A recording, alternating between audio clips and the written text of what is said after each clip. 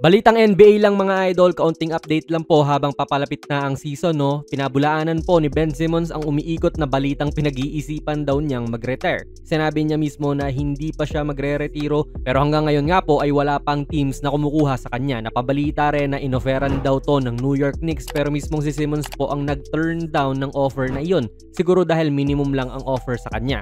Then may mga ibang teams po na interested daw tulad ng Celtics, Phoenix Suns at Sacramento Kings pero wala pang materialize na deal.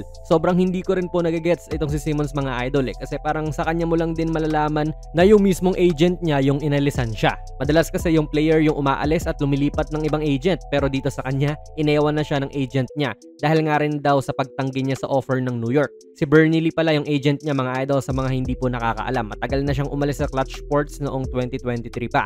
Kaya nire-representa na po ni Ben ang sarili niya at the moment and yun nga, with less than 2 weeks na lang po at training camp na, unti-unti nang nauubos ang oras para kay Simmons. Last season nag-average to sa Clippers ng 2.9 points, 3.8 rebounds, 3.1 assists, and 0.7 steals per game in only 16.4 minutes of action. Hindi rin talaga natulungan ng Clippers stint niya ang sarili niya para magkaroon ng mas mataas na value kaysa sa ngayon. At this point nung karera niya, no, hindi ko na rin talaga alam kung ano pa yung naghihinder sa kanya to be great. Dapat nasa prime na siya at 29 years old. Maaaring yung mental side ng mga bagay-bagay, malaking factor yon. Pero ilang beses din kasi siyang nagkaka-injury tapos sa likod pa. Kaya maybe factor din yon. Para sa akin, kulang talaga siya sa aggressiveness, lalong-lalo na kung i-score. Isipin ninyo, simula nung nangyari yung hindi niya pag-layup kasi natakot siya kay Trae Young, never na po ulit tumira si Simmons ng more than 6 attempts per game. Ang pinakamaraming attempts niya na ever since sa isang season ay 5.6 attempts per game noong 2022 to 2023 season pa. Aggressiveness lang din talaga mga idol. Okay naman ang depensa niya at masasabi natin hindi siya humina nun. Pero yun nga, since ganyan ang performance na pinapakita niya, talagang hindi magiging willing ang mga teams na ibigay yung hinihiling niyang sweldo kasi parang hindi siya sumasagad ng laro.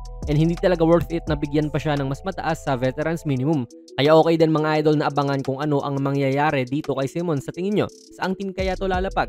Tapos na po ang FIBA mga idol pero NBA na sa October and mainit pa rin ang basketball dito sa Pinas with MPBL, NCAA pati UAAP. May bonus pa rin po si 1x Sports sa inyong unang hulog. Tignan nyo lang yung napupusuan yung mananalo sa bawat laro sa iba't ibang liga pa yan. I-click nyo lang ang link sa ating komento at i-type nyo na rin ang ating code na nakikita nyo dito sa ating screen. Jonas PB lang naman yan. Sa ibang balita naman mukhang unlikely na raw yung trade ni Jonathan Kuminga papunta sa Kings or sa Phoenix Suns. Heto rin, may certain amount siya na hinihiling sa Warriors kaya ayaw niyang pumirma ng kontrata. Ang bagong offer daw dito kay JK ay isang 3-year na $75.2 million contract kung saan fully guaranteed ang unang 2 taon, then may team option naman sa huli at pangatlong taon. Pero ayaw nga raw pong pumayag na Kuminga doon. Hindi nila ite-trade din ng si JK mga idol unless na lang magkaroon daw ng significant na changes sa mga offers ng Suns or Kings. Itong Kings po kasi ay pinipilit na magkaroon ng protections yung ino-offer nila na 2030 first round pick.